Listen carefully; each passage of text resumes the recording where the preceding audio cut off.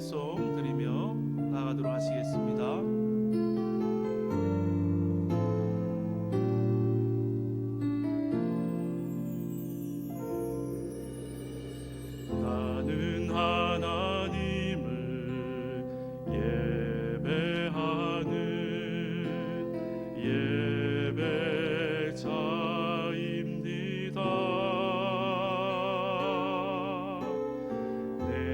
서 있는 곳 어디서나 하나님을 예배합니다.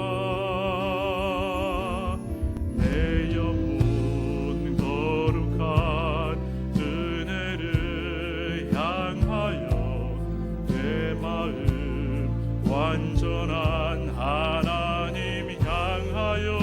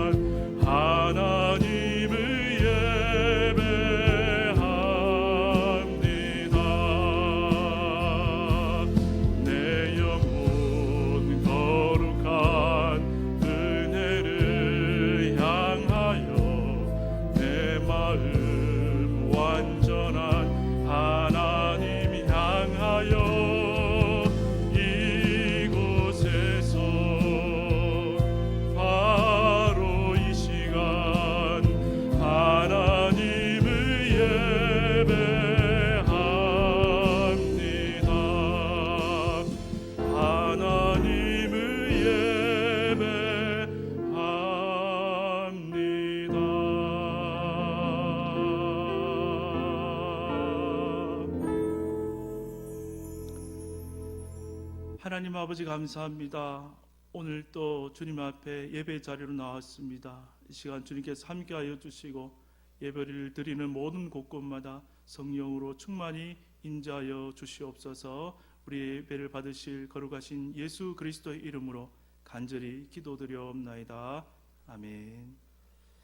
우리 함께 찬양하면서 나가도록 하시겠습니다.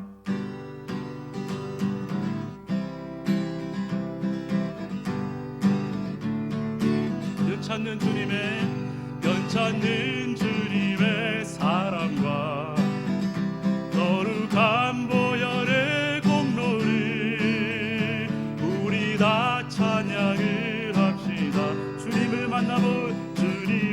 만나볼 때까지 예수는 우리를 깨끗게 하시는 주시니 피 우리를 눈보다 더 희게 하셨네.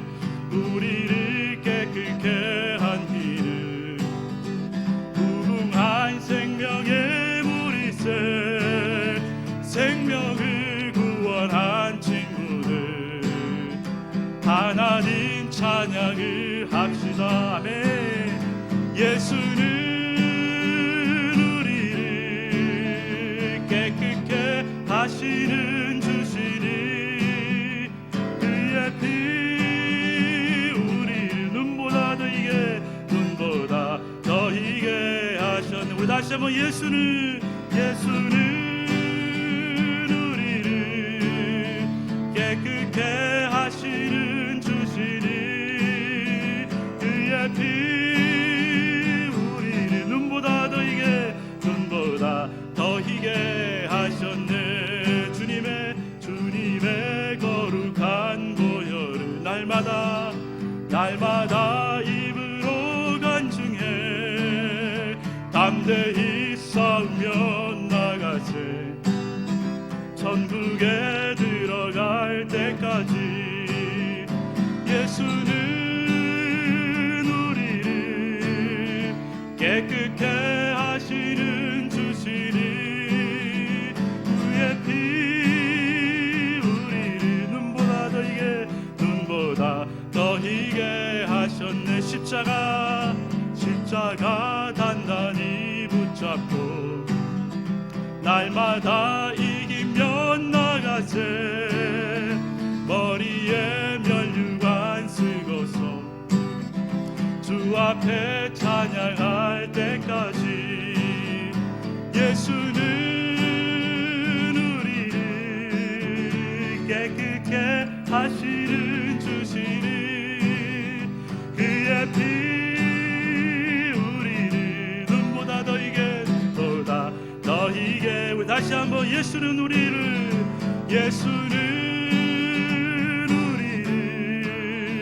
깨끗게 하시는 주시는 그의 피 우리를 눈보다 더이게 하셨네. 예수는 우리를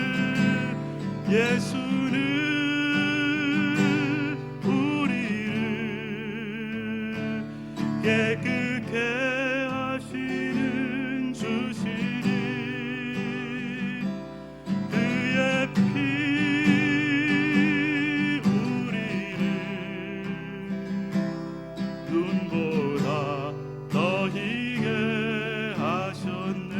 아멘. 주님의 보혈이 이 세상을 깨끗하게 하실 줄로 믿습니다. 보혈을 지나 하나님 품으로 보혈을 지나 하나님 품으로 보혈을 지나 아버지 품으로 보혈을 지나 하나님 품으로 한 걸음씩 나가네. 우리 다시 한번 보혈을 지나 하나님 품으로 보혈을 지나 아버지 품으로 보혈을 지나 하나님 품으로 한 걸음씩 나가네. 존귀한 주 보혈이 내 영을 새롭게 하시네. 존귀한 주 보혈이 내 영을 새롭게 하네. 우리 다시 한번 보혈을 지나 하나님 품으로 보혈을 지나 아버지 품으로 보혈을 지나 하나님 품으로 한 걸음씩 나가네. 존귀한 주 보혈이 내 영을 새롭게 하시네. 존귀한 주 보혈이 내 영을 새롭게 하네. 존귀한 주 보혈이 내 영을 새롭게 하시네. 존귀한 주 보혈이 내 영을 새롭게 하네. 존귀한 주 보혈, 존귀한 주 보혈이 내 영을 새롭게 하시네. 존귀한 주 보혈이 내 영을 새롭게 하네. 이 시간 예배를 위해서 같이 한번 기도하겠습니다. 주님의 보혈밖에 없습니다. 주님의 보혈이 이 날을 덮어주시고 모든 악한 모든 것들 깨끗게 하시고 모든 질병도 깨끗하게 씻어 주시옵소서. 우리 주님의 보혈을 의지하며 예배에서 통성을 한번 기도하시겠습니다. 하나님 아버지, 이 시간 주님의 보혈을 의지하여서 기도하며 나아갑니다. 하나님 아버지, 우리 예배를 받아주시고 아버지 주님의 보혈의 은총이 우리의 모든 죄를 씻을 뿐만이 아니라 우리의 모든 질병과 아픔과 모든 고통에서부터 구원하여 주시고 아버지 전 세계가 고통당하고 있는 이 코로나19로부터도 주님의 보혈만이 치유하실 수 있사오니 주님 역사해 주시고 인도하여 주시옵소서. 하나님 아버지, 예배를 통하여 주님 영광 받아 주시옵소서.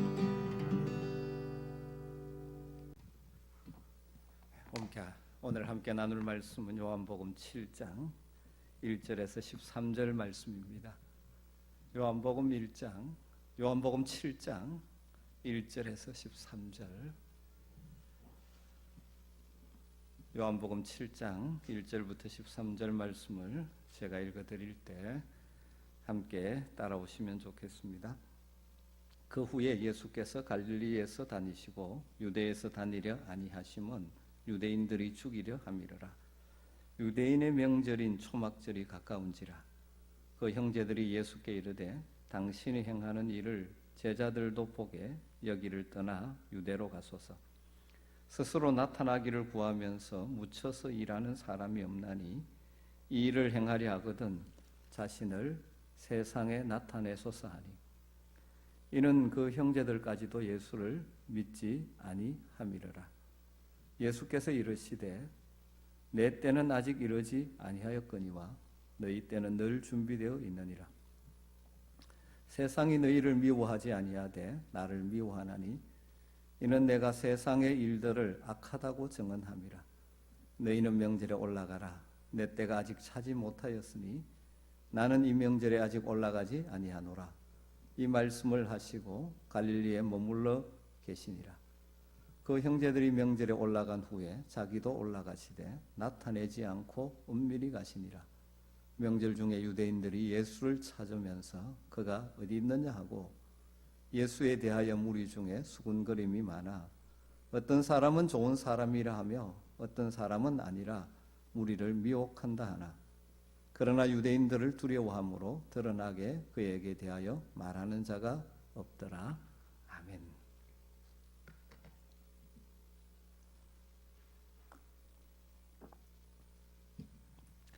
예수님 당시에 예수님을 따르는 수많은 사람들이 있었습니다. 그러나 예수님을 따른다고 해서 다 예수님을 믿는 자들은 아니었죠.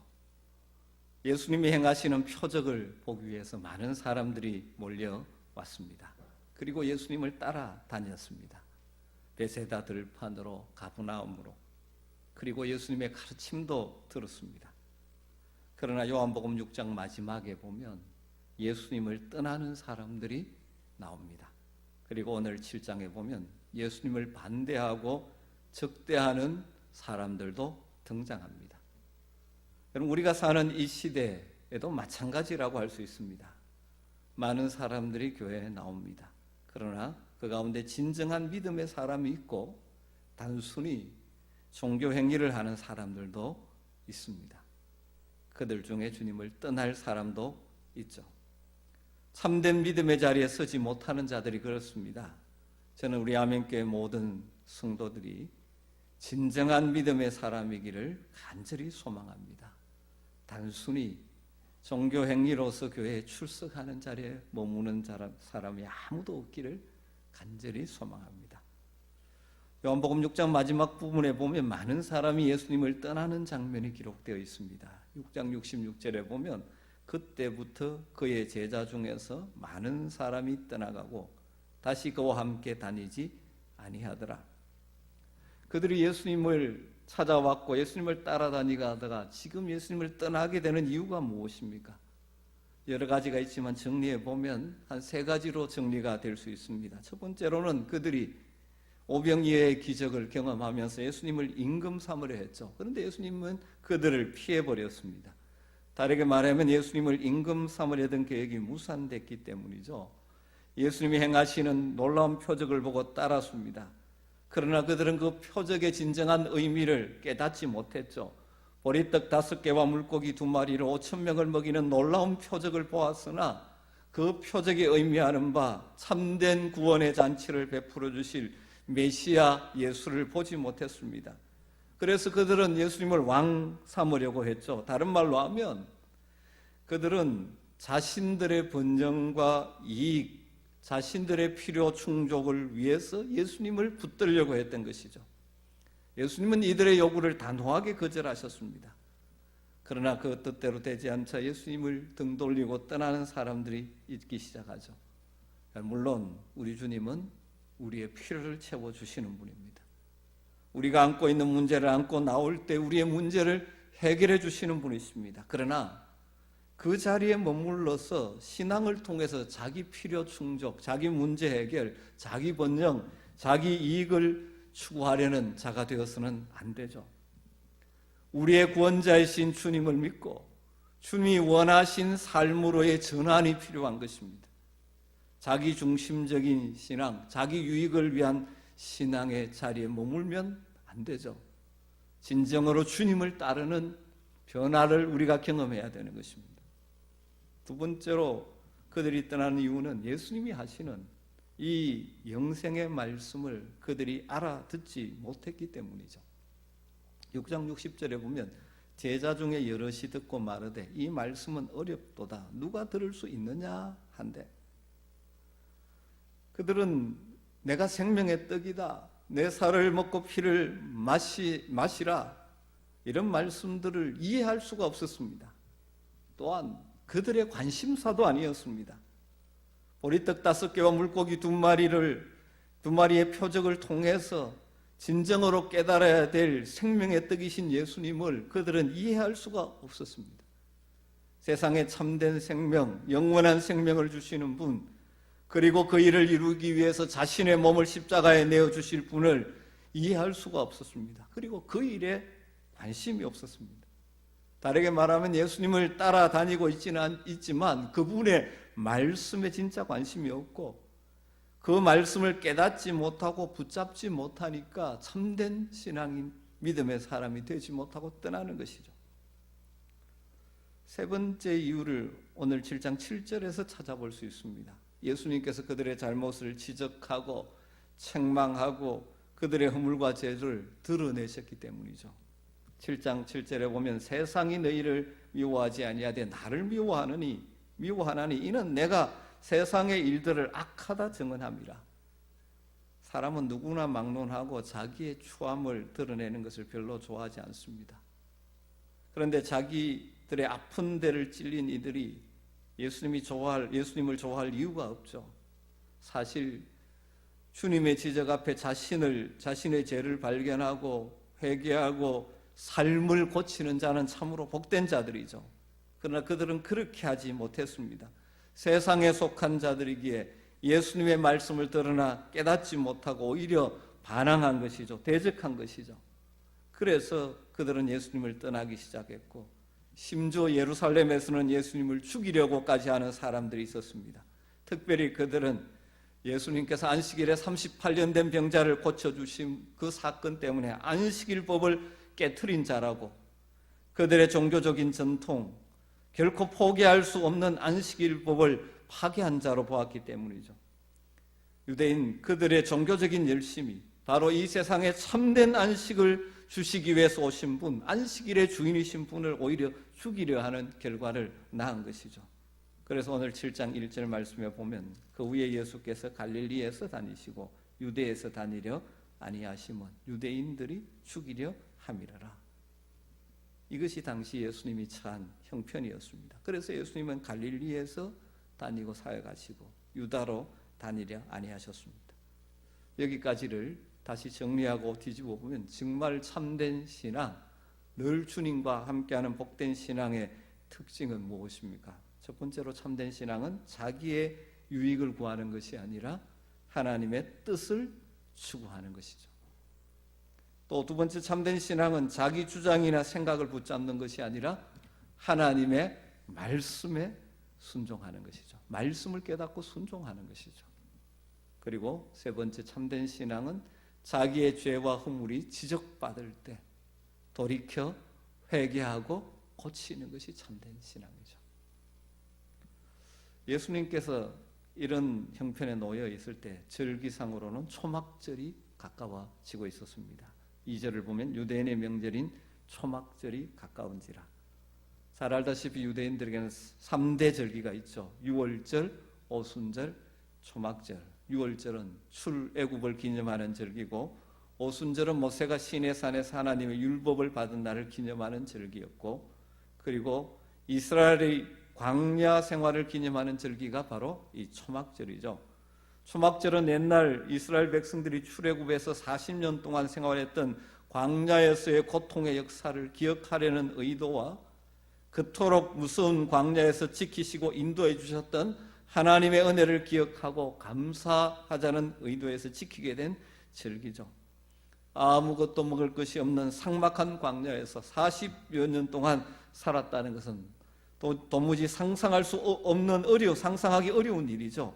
그래서 초막절은 거기에서 살아남도록 하신 하나님의 은혜에 감사하는 것이고, 그래서 초막절이 되면 실제로 사람들은 일주일간 초막을 짓고 편안한 자기 집에서 나와서 초막에 생활하면서 과거 그들의 믿음의 선조들의 역사를 몸으로 체험하는 체험교육이 이루어지던 때였죠. 이런 명절을 맞으면 유대 지역 각처에서 사람들이 예루살렘 절기로 예루살렘 성전으로 모이죠. 신명기 16장 16절에 보면 너희 가운데 모든 남자는 1년에 3번 곧 무교절과 칠칠절과 초막절에 내 하나님 여호와께서 택하신 곳에서 여호와를 배웁되 빈손으로 여호와를 배웁지 말고, 이렇게 말씀하셨죠. 그래서 유대 남자들은 율법의 명령을 따라 1년에 3차례 의무적으로 하나님의 성전에 올라가 하나님께 제사 드려야 되는 것이죠. 그러니까 이 초막절이 되었다는 것은 많은 사람들이 예루살렘 성전에 모여 있다 하는 것을 의미하죠. 그래서 초막절이 가까웠다, 그래서 예루살렘 성전에 올라간다, 이 말은 예루살렘에는 지금 많은 사람들이 북적북적거리고 있겠구나, 그렇게 이해하시면 되죠. 명절을 맞은 예루살렘은 모여든 많은 사람으로 인해서 인산인해를 이루고 있다는 배경 아래서 우리가 이 7장 말씀을 봐야 하는 것이죠. 이 7장에 보면 이 초막절과 관련해서 몇 부류의 사람들이 등장합니다. 예수님의 형제들, 그리고 일반 유대인들, 바리새인들, 대제사장들, 바리새인의 하속들 쭉 나오고 있습니다. 그들 모두에게 공통점 하나가 있죠. 그것은 초막절 절기를 지키기 위해서 예루살렘에 모였다는 것. 다르게 말하면 그들은 하나님에 대하여 관심과 열심이 있는 사람들, 절기를 지키기 위해서 모일 만큼 열심이 있는 사람들, 다시 말하면 종교적인 활동에 열정이 있던 사람들. 그런데 또 다른 하나의 공통점이 있죠. 그들은 한결같이 예수님에 대해서 곱지 않은 태도를 가지고 있었죠. 아니, 대단히 적대적이었습니다. 이게 참 아이러니한 것이죠. 종교행위, 하나님을 숨긴다는 종교행위는 열심히 특심한 자들인데 정작 믿어야 될 하나님의 아들 예수 그리스도, 구원자 메시아 예수를 알지도 못하고 믿지도 않고 오히려 대적하는 것이죠. 오늘은 예수님의 형제들에 대해서 살피면서 주신 메시지를 잠깐 나누려고 합니다. 먼저 예수님의 형제들이 등장하고 있죠. 그들은 예수님과 30여 년 함께 생활한 자들입니다. 그리고 아마 공생의 2년 넘는 기간, 근 3년 가까이 예수님을 가까이에서 보았을 것입니다. 예수님이 베푸신 여러 기적과 역사들도 보았을 것입니다. 또 예수님이 자신을 하나님의 아들로 증거하심도 알았을 것입니다. 그러나 그들은 예수님을 믿지 않았습니다. 예수님의 가장 가까운 혈육이었지만 예수님을 하나님의 아들, 구원자 메시아로 인정하지 않았죠. 5절에 보면 이는 그 형제들까지도 예수를 믿지 아니함이로라. 여기서 한 가지를 생각할 수 있죠.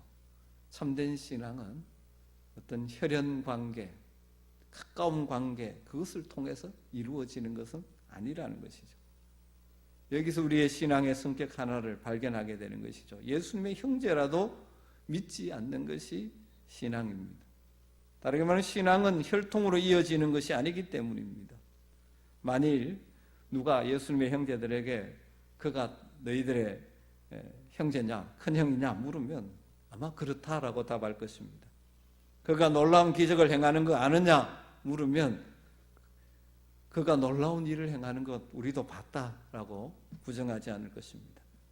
그러나 너희들은 그가 약속된 메시아로 믿느냐 물으면 아니다라고 대답할 것이죠.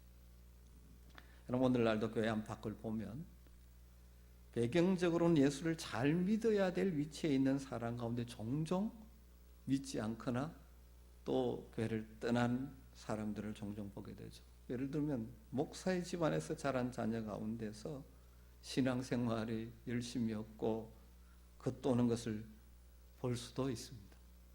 장로님 집안의 자녀들이 교회와 담을 쌓거나 오히려 교회에 그치는 자가 되는 경우도 가끔 있죠. 참으로 안타까운 일들이죠. 부모는 그토록 헌신적으로 주님과 교회를 섬기며 아름다운 신앙인으로 살아가는데 자식은 겨우 교회에 출석하는 모습, 이런 것들을 볼 때가 종종 있습니다. 그런 일들이 일어날 수도 있다는 것이죠. 그러므로 신앙은 환경이 좋으면 자동적으로 되는 것이라고 착각해서는 안 됩니다. 부모가 믿으니 자식이 당연히 믿을 것이라고 생각해서는 안 되죠. 우리 집 문패에 교패가 붙어 있다고 해서 다 잘 믿을 것이라고 생각하면 안 되죠. 여러분, 그렇기 때문에 우리는 기도해야 되죠. 간절히 기도해야 됩니다. 우리의 자녀들이 예수님을 우리처럼 인격적으로 만날 수 있도록, 단순히 지식적인 수준의 믿음이 아니라 정말 말씀의 능력을 체험하는 신앙인이 될 수 있도록 여러분, 우리가 간절히 기도해야 되는 것입니다. 또 한 가지, 이 예수님의 형제들 모습에서 참된 신앙의 특징을 하나 또 찾아낼 수 있습니다. 신앙은 자기 과시, 자기를 드러내는 것이 아닙니다. 예수님을 믿지 않았던 형제들이 초막절을 지키러 올라가면서 예수님에게 이렇게 말하죠. 3절 4절에 그 형제들이 예수께 이르되 당신의 행하는 일을 제자들도 보게 여기를 떠나 유대로 가소서. 스스로 나타나기를 구하면서 묻혀서 일하는 사람이 없나니 이 일을 행하려 하거든 자신을 세상에 나타내소서 하니. 예수님의 형제들이 지금 예수님께 무엇을 요구합니까? 형님, 세상을 구원하겠다고 하는 사람이 갈릴리 촌동네에 묻혀 있어서 되겠습니까? 지금 예루살렘에는 전국에서 몰려온 수많은 사람들이 있지 않습니까? 거기 가서 보리떡 5개, 물고기 2마리로 5,000명을 먹인 것 같은 그런 놀라운 기적을 한번 행해 보십시오. 그러면 많은 사람들이 형님 따를 것 아닙니까? 넓은 무대에 가서 마음껏 드러내며 능력 발휘해 보십시오. 이런 이야기 아닙니까?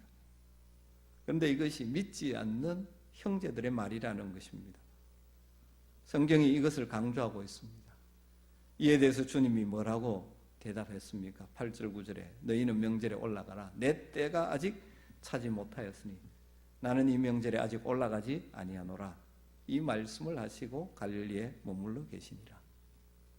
예수님은 내 때가 아니라고 말합니다. 올라가지 않겠다고 말씀합니다. 그런데 10절에 가보면 그 형제들이 명절에 올라간 후 자기도 올라가되 나타내지 않고 은밀히 가시니라. 좀 이상하지 않습니까? 분명히 올라가지 않겠다고 말씀하셨는데 가셨습니다. 그렇다면 예수님이 거짓말하신 것입니까? 이를 통해서 보여주는 진리 중에 하나는 참된 믿음은 자기를 드러내는 것이 아니라 하나님의 뜻에 대한 순종이라는 것입니다. 여러분, 참된 믿음은 나를 드러내는 것이 아니라 하나님의 뜻에 순종하는 것입니다. 예수님의 형제들은 예수님께 자기를 드러내라고 말합니다. 기회가 얼마나 좋으냐. 수많은 사람들이 모여 있는데 그 초막절을 자기를 드러내는 기회로 사용하라는 것입니다. 예수님은 그것은 아니다, 그렇게 말씀하시는 것이죠. 하나님의 때를 따라야 한다고 말씀합니다. 자기를 드러내는 것이 아니라 하나님의 때, 하나님의 뜻에 순종하는 것이 믿음으로 사는 삶이라는 것이죠. 여러분, 믿음으로 사는 것은 결코 자기를 드러내고 자기를 과시하는 것이 아닙니다. 신앙은 오직 하나님의 뜻에 전적으로 순종하는 것입니다. 우리가 자원해서 섬기는 것 굉장히 중요합니다만은 그것보다 더 가치 있는 것은 하나님의 뜻에 순종하는 것입니다. 진정한 신앙의 삶은 나를 드러내는 것이 아니라 하나님의 때를 찾고 하나님의 계획이 무엇인지를 구하고 하나님의 뜻에 순종하는 것이 참된 신앙인 것입니다. 자기를 드러내는 것은 비신앙적 행위뿐만 아니라 패망의 순봉이라고 성경은 말하죠. 마귀가 예수님을 처음 유혹할 때에도 그 유혹의 성격은 자기를 드러내라, 자기 과시하라는 것이죠. 여러분, 이 세상의 문화가 그렇지 않습니까? 공중권세 잡은 사탄이 지배하는 이 세상의 문화는 무엇이며 자기를 과시하는 문화입니다. 자기를 드러내야 사람들이 알아준다. 우리는 이런 문화 속에 살고 있습니다. 그러다 보니까 우리도 모르는 사이에 신앙생활 하면서도 이런 가치관에 휩쓸려 살아갈 때가 많습니다. 그래서 심지어 신앙생활도 자기를 드러내는 수단으로 전락하죠. 교회에서 직분을 받고 내가 이런 사람이다. 여러분, 이것은 참으로 위험한 것이죠. 광야에서 예수님을 시험한 마귀, 그 시험의 내용 가운데 첫 번째가 무엇이었습니까? 네가 하나님의 아들이라면 돌들로 떡덩이가 되게 하라. 또 그 다음 무엇입니까? 성전 꼭대기에서 뛰어내려라. 무엇하라는 것입니까? 자기 능력을 과시하라. 그래서 인정받으라. 그런 말입니다. 사탄은 이처럼 우리의 힘을 쓸데없는 곳에 낭비하게 만드는 경우가 참 많습니다. 우리로 하여금 자꾸 자기를 드러내므로 진정한 신앙의 자리에서 떠나게 하려고 할 때가 많습니다. 참된 신앙, 그것은 자기를 드러내는 것이 아닙니다. 하나님의 뜻에 순종하는 것이죠. 안타깝게도 현실 교회 속에서는 종종 자기 과시형 인간들을 만날 수 있습니다. 내가 목사인데, 내가 장로인데, 내가 권사인데, 내가 이 교회를 세웠는데, 내가 이 교회를 위해서 이거 됐는데 저거 됐는데, 여러분, 그것은 진짜 진정한 신앙이 아니라는 것입니다. 결코 진정한 신앙은 자기를 드러내지 않습니다. 하나님의 뜻에 순종하는 것이죠. 그리고 나는 무익한 종입니다. 하나님이 주셔서 내가 했습니다. 라고 고백하는 것이죠. 여러분, 우리가 주의하지 않으면 우리 신앙생활에 이런 잘못을 범하기가 쉽습니다. 우리 신앙생활이 단순한 종교 행위로 끝나서는 안 되죠. 열심은 있어서 종교 행위는 열심으로 하는데 그것을 통해서 자기를 드러내고 내가 이런 사람인지 나타내고자 한다면 심각한 문제가 있는 것이죠. 믿음으로 산다는 것은 무엇입니까? 우리 주님 보여주신 것이 무엇입니까?